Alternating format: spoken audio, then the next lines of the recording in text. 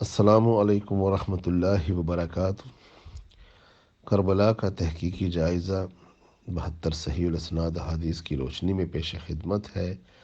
حدیث نمبر 70 المستدرک للحاکم کی حدیث میں ہے، سیدنا ابو ہریرہ رضی اللہ تعالی عنہ بیان فرماتے ہیں کہ رسول اللہ صلی اللہ علیہ وآلہ وسلم ہمارے پاس تشریف لائے، اس حال میں کہ آپ صلی اللہ علیہ وآلہ وسلم نے ایک کندھے پر سیدنا حسن اور دوسرے پر سیدنا حسین کو سوار کر رکھا تھا اور باری باری دونوں کو چوم رہے تھے۔ اسی حالت میں آپ صلی اللہ علیہ وآلہ وسلم ہمارے پاس آ پہنچے تو ایک شخص نے عرض کیا، اے اللہ کے رسول صلی اللہ علیہ وآلہ وسلم، کیا آپ ان دونوں سے محبت رکھتے ہیں؟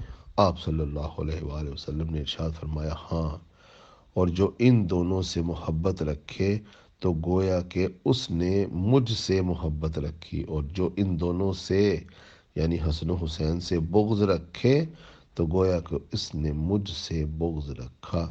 رسول اللہ صلی اللہ علیہ وآلہ وسلم سے بغض رکھنے کا کیا مطلب ہے؟ نعوذ باللہ ثم نعوذ باللہ۔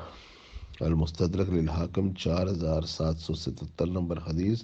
وقال امام حاکم و امام ذہبی و شیخ زبیر علی زئی فی فضائل صحابہ اسنادہ صحیح۔ صحیح ترین مستدرک کی یہ حدیث، جس کے اوپر صحیح کا حکم امام ذہبی لگا چکے، حدیث کو پرکھنے کی کسوٹی ہے امام ذہبی۔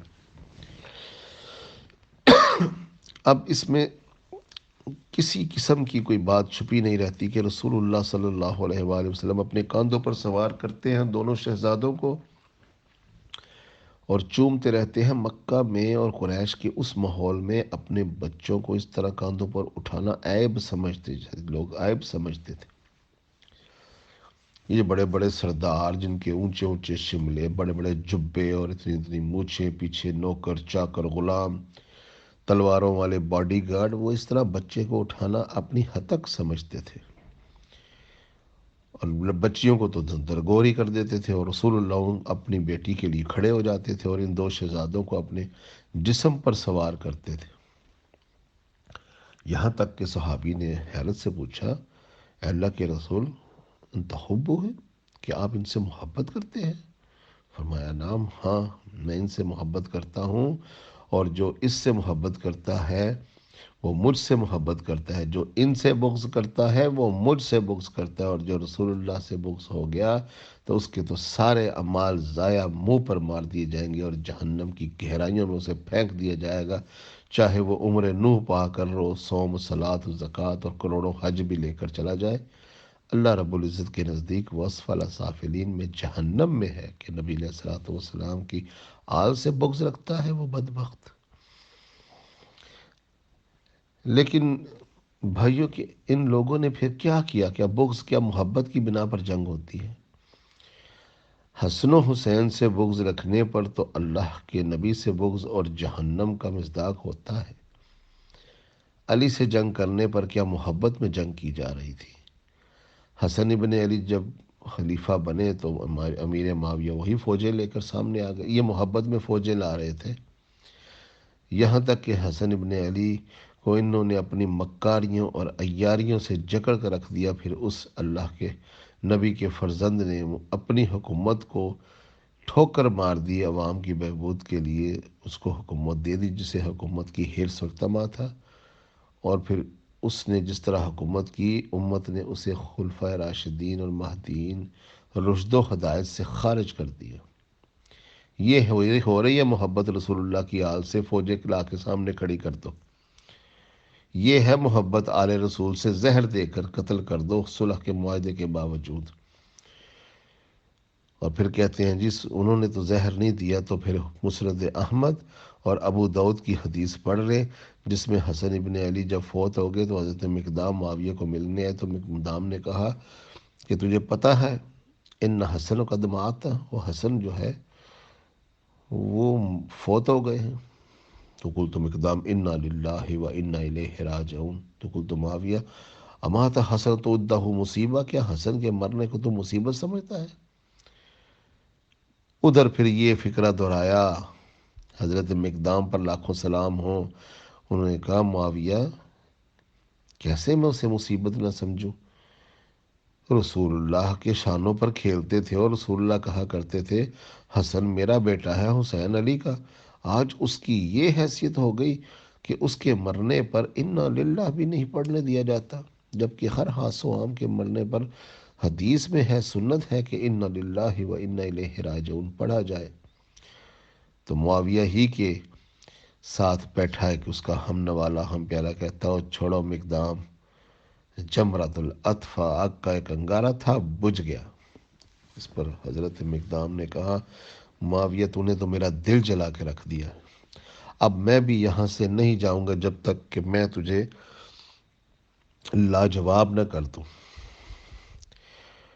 یا معاویہ وَإِنَّا صدق تو صدق نہیں یا معاویہ وَإِنَّا کذب تو کذب نہیں یا معاویہ، کہ اے معاویہ اگر میں سچ کہوں تو کہنا سچ ہے، جھوٹ بولوں تو کہنا جھوٹ ہے۔ معاویہ نے کہا ٹھیک ہے بولو مقدام۔ کہا معاویہ میں تجھے اللہ کی قسم دے کر کہتا ہوں، کیا اللہ کے نبی نے ریشم پہننا، سونے چاندی کے برتنوں میں کھانا پینا اور زیورات پہننا، اور درندوں کے فرش بچھا کر بیٹھنا اور درندوں کی کھالوں سے اپنے جو ہے لباس سلوانا یہ حرام قرار نہیں دیا؟ تو معاویہ نے کہا صدقت، بالکل تو ٹھیک کہتا ہے، ہم نے سنا تھا اللہ کے نبی سے۔ اور پھر مقدام نے کہا خدا کی قسم کھا کر کہہ یا معاویہ کیا یہ تینوں حرام کام تیرے گھر میں ہوتے نہیں نظر آتے؟ اس پر معاویہ نے کہا اوے مقدام مجھے پتا تھا کہ میں تجھ سے جیت نہ سکوں گا۔ شرمندگی اٹھائی اور پھر وہی چال کرپشن، سب کو ایک ایک اشرفیوں کی تھیلی بانٹی اور حضرت مقدام کو 2 تھیلیاں دی، حضرت مقدام نے وہی لوگوں کو دے دی۔ اب دیکھیے کیا بیت المال اپنی ذاتی حیثیت میں ان کے استعمال کی چیز تھی؟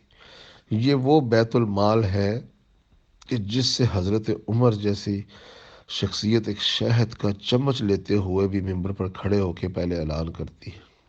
یہ وہ بیت المال ہے جس سے حضرت علی اپنے جوتے لینے کے لیے بھی جسارت نہیں کرتے اور اپنے گھر میں جلنے والا تیل جو ہے دیے کا وہ بھی نہیں لیتے اپنی ذات کے لیے۔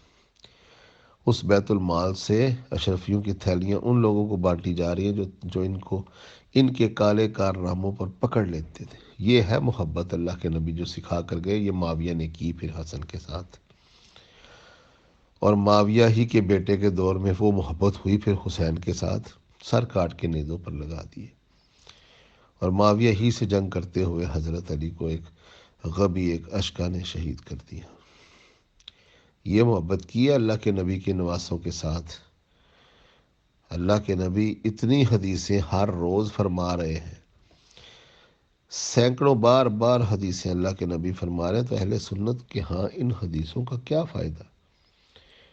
جو مرضی ہو جائے، جو قتال کے لیے ہے رضی اللہ ہے، ادب کرو، جنت کے اندر بیٹھے ہیں، اور بلکہ وہ ہماری شفاعت کر کے ہمارے گناہ بخشوائیں گے۔ کوئی ماموں ہو گیا، کوئی کاتب وحی ہو گیا، ماشاءاللہ یہ ہے اہل سنت۔